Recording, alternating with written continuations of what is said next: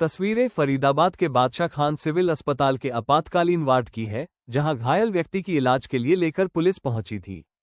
इस मामले में जानकारी देते हुए पीड़ित रामबाबू ने बादशाह खान सिविल अस्पताल के इमरजेंसी में स्ट्रेचर पर लेटे लेटे ये बताया कि वो गांव जवा के रहने वाले हैं। उनके पंचायती जमीन में बने मकान पर कब्जे को लेकर उसके भाई शारदानंद और राजीव से झगड़ा चल रहा है। 29 जनवरी को भी उसके भाइयों ने उस पर और उसके बेटों पर हमला किया था, जिसमें उन्हें चोटें आई थी, जिसकी बाकायदा उन्होंने मेडिकल लीगल रिपोर्ट भी बनवाई थी और इसकी शिकायत एसएचओ सुरेश चंद्र को दी थी। लेकिन सुरेश चंद्र ने उनकी दी गई शिकायत पर कोई कार्रवाई नहीं की, बल्कि उल्टे उनके भाइयों के साथ मिलकर उनके ही मकान पर उनसे कब्जा दिलाना चाह रहा था। जब इसका उन्होंने विरोध किया तब पुलिसकर्मियों ने उनके साथ जमकर मारपीट की और गांव से घसीटते हुए थाने में ले आए, जहां पर सुबह 11 बजे से लेकर शाम के लगभग 6 बजे तक थाने में ही बंधक बनाकर रखा।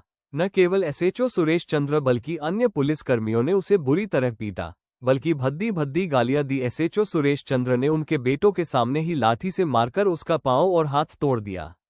पीड़ित रामबाबू ने बताया कि थाने में बेरहमी से पीटने के बाद उसने चोरी अपने ही मोबाइल से घायल अवस्था में वीडियो बनाई और उसे वायरल कर दिया है। उसे डर है कि पुलिस अब उसका मोबाइल फोन छीन लेगी और उसे और उसके बेटों को और टॉर्चर करेगी। तो झिक्का मार लगाइए आराम से। नाम बताइए आप। ऐसे तो सुरेश चंद। आपका नाम बताइए। मेरा नाम रामबाबू जी। क्या हुआ रामबाबू? रामबाबू जी, मैं अपने घर पे कब्जा निभा रहा हूँ जी। सच्चो कब्जा निभाने के बाद में क्या करे हो, हम हमारे 5-7 दिन पहले 29 तारीख के मेला कटी पड़ी है जी हमारे बच्चे की, और कटी पड़ी है मेला। हम पे उल्टो केस लाती हो जी। सच्चो ने 2 लाख रुपया खाया के, और हमारे बच्चे और हम ही मार के हमारे कैमरा हमारे वो फुटेज है, हम ही पकड़ के लेके अब भी मारे हैं जी। क्या कौन से थाना है? छाछा थाना जी। अच्छा। हाँ जी, हमारे बच्चे मारे सब, मतलब लट्ठे सुरेश चंद्र सब 2-4 आदमी नहीं है जो उनके शकल पहचानने को जी में, और सारे सेटअप पे घेर के मारे 2 नंबर कमरे में जी। मतलब पुलिस ने आपको थाने में मारा है? थाने में लट्ठन से। कितने पुलिसकर्मी थे जिन्होंने मारा है? कम से कम 8-7 थे जी, और 8-7 दिन हमारे घर से उठा के लाए जी हमें। एसएचओ ने मारा है? एसएचओ ने मेरा पैर तोड़ा जी। ये पैर जो तोड़ा है एसएचओ ने तोड़ा जी पैर मेरा, सुरेश चंद्र ने। मैंने डीसीपी सब एप्लीकेशन दे रखी इससे पहले, सारी शिकायत, इसकी सारी शिकायत तो टोटल दे रखी है मैंने। ये थाने में टूटा पाँव? मेरे थाने में टूटा जी पैर, उस कैमरा में देख लो जाके, मैं बिल्कुल चल के गया हूँ थाने में टूटा मेरा। ऐसे चौधराने का मैं इसका कोई ठिकाना नहीं, मैं उसने मारा हूँ जी।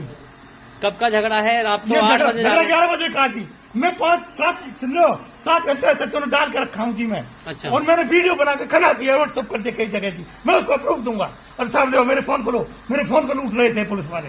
लो फोन को मेरे भरोसा करके, इसमें सारा कुछ है डाटा। आप धरो, आपके पास लूट लेंगे आप नहीं, ये आप ही रखोगे? लूटेंगे। ये मुझे दिखा दो, कोई दिक्कत नहीं। ये फोन है जी, मेरा फोन मैंने से सारे व्हाट्सएप को पहुंचा दिए। 2 नंबर कमरे में मतलब मारा, और पुलिस कर्मी ने मारा।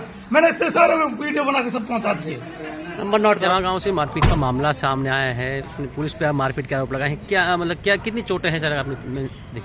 जो पीड़ित है उसके दाएं पैर में चोट है, थोड़ी गहरी बीच में 1 सेंटीमीटर के आसपास है, लेकिन उसके टखने पर काफ़ी सूजन है, तो लगता है कि फ्रैक्चर है और बहुत ज़्यादा दर्द है उसको।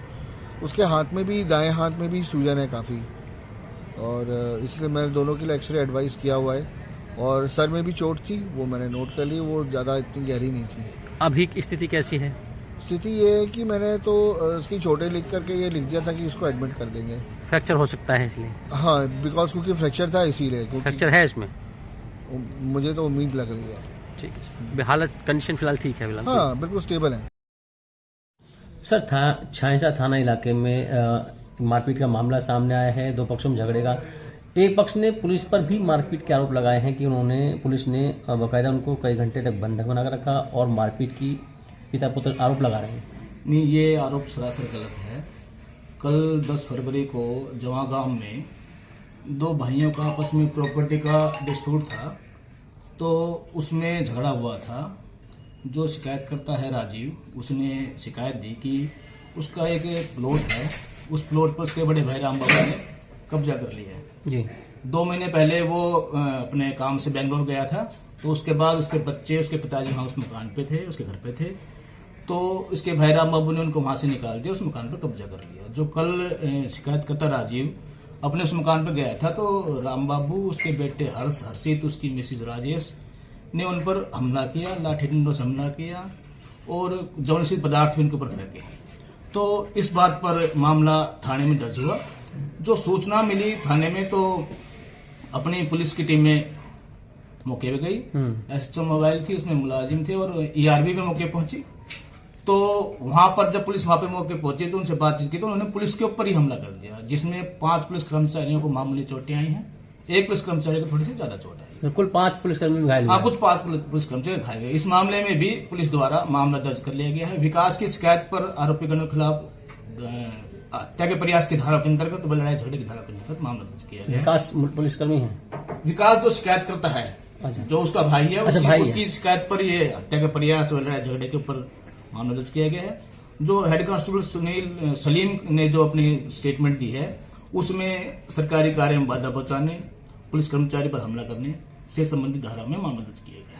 तो उसका पांव भी टूटा हुआ है। ये चोटें कैसे लगी? वो जब झगड़े के दौरान वो भाग रहा था, वहां जब पुलिस वहां पर गई तो झगड़े के दौरान उन्होंने मुलाजिमों को पकड़ लिया था, पीट रहे थे, तो भाग रहा था, तो उसका पैर उसमें वहां पर लकड़ी पड़ी उन बढ़ा गया, उसके पैर में चोट लगी थी। और पुलिस द्वारा ही उसको फिर अस्पताल में दाखिल कराया गया। तो जो आरोप लगाए जा रहे हैं ये निराधार है।